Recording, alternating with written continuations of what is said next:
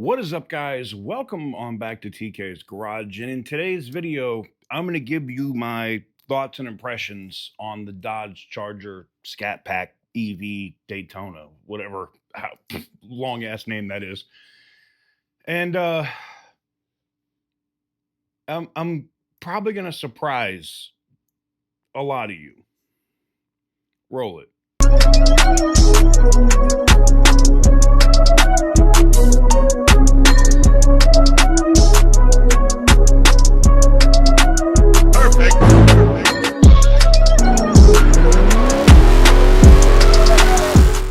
What is up, guys? Before we get into the rest of today's video, I want to talk a little bit about our giveaway. It is ending in just a few days.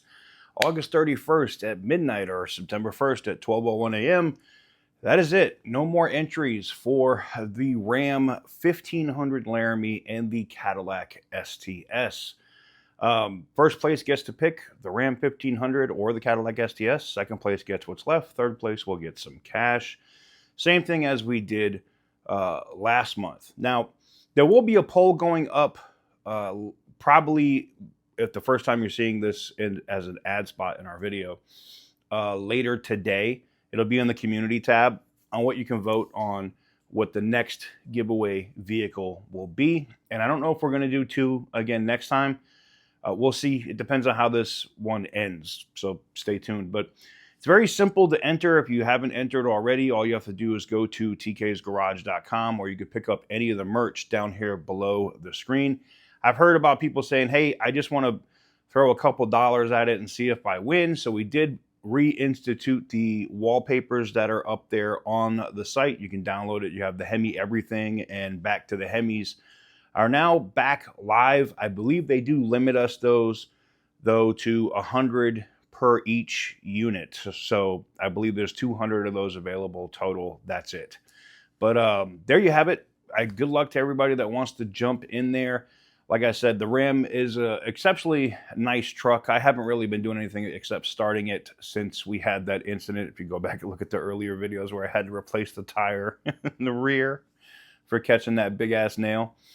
But outside of that, it's good to go, and I'm excited to close out our second one this month. And if you're trying to win, it's very simple. Like I said, tksgarage.com. $1 equals one entry. We're not closing out the giveaway with like extra entries or anything like that. We usually do that at the very beginning of the giveaways, and I think that makes sense to do that moving forward as well. But anyways, there you have it. Good luck to everybody. I hope you jump into it, and see you on the next one. So welcome on back to TK's Garage. And yes, as you saw there at the intro, that giveaway is ending at midnight on the 31st. That's it.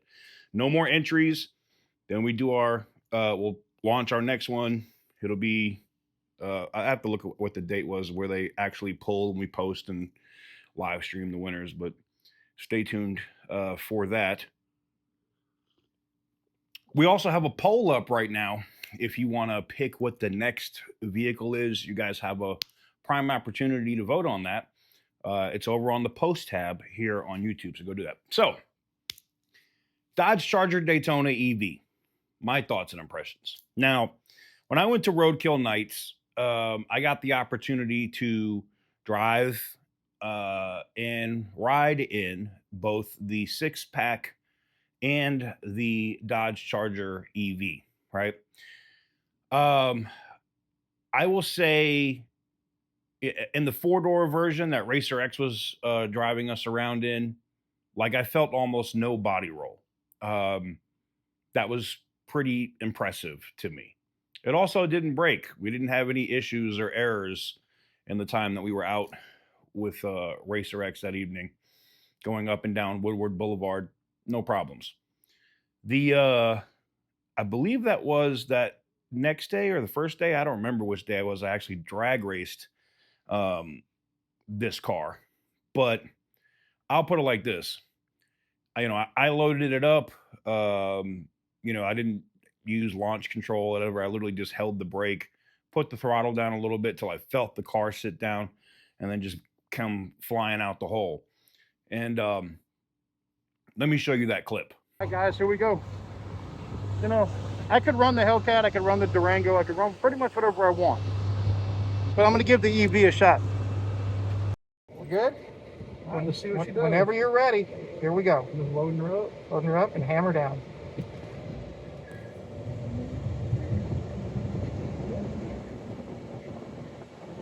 And off. Not bad.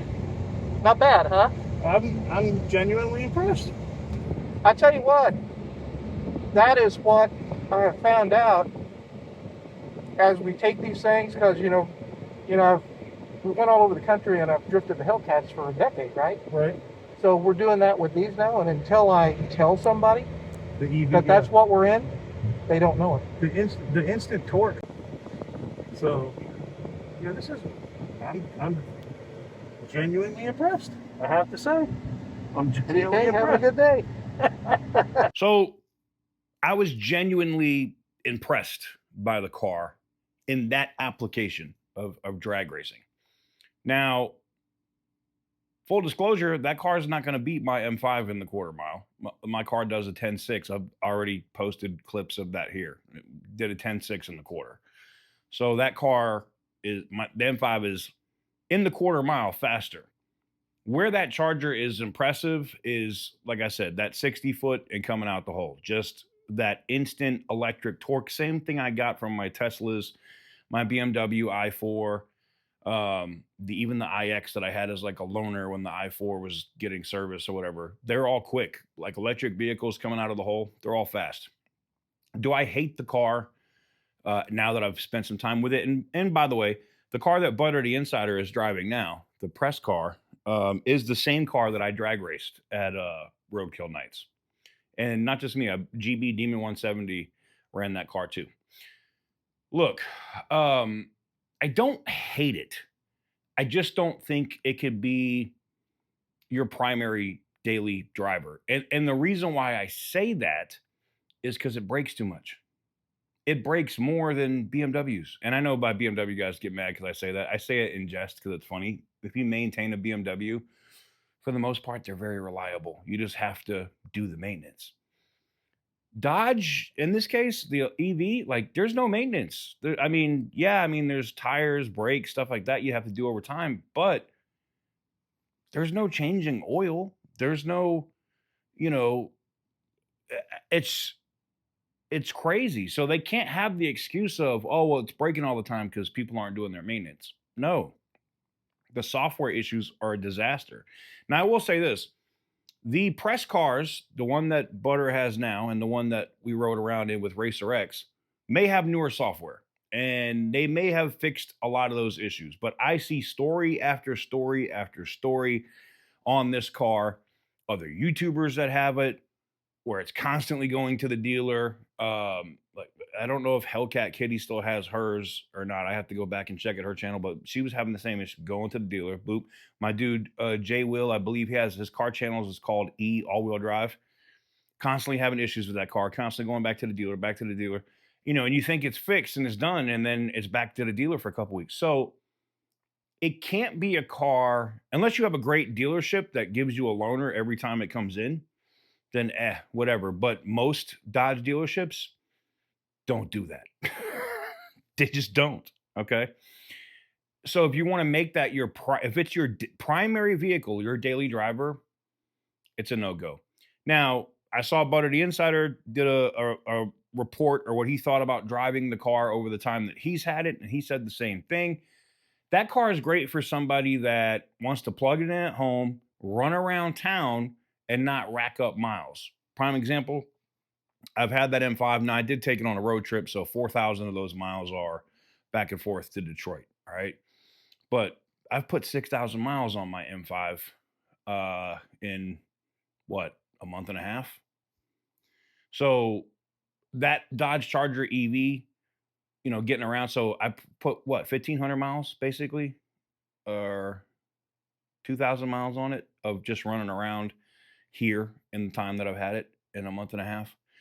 Now I'm going 30 plus miles each direction every day. So, 60 something miles every day, the mileage will add up like this quick. So having that car as like if you get a great lease deal on it, and you don't mind it constantly going to the dealer, it's a great car.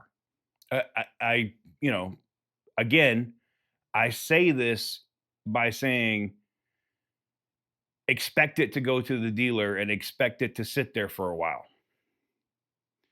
Is it an interesting car? Is it a fun car? Do I like what they've done with the interior on these vehicles? Yes. The lighting, all that stuff reminds me of stuff that I would have in my G30 BMW, my 540, the track lighting, the lighting in the dash on the doors. My M5 does the same thing. I don't have color selections in the M5. It's just orange or white, one or the other.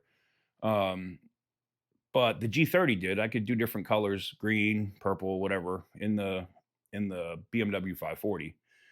But I will say this, like I said, if it's not a car you're going to drive every single day, it's not bad. I was actually impressed by it.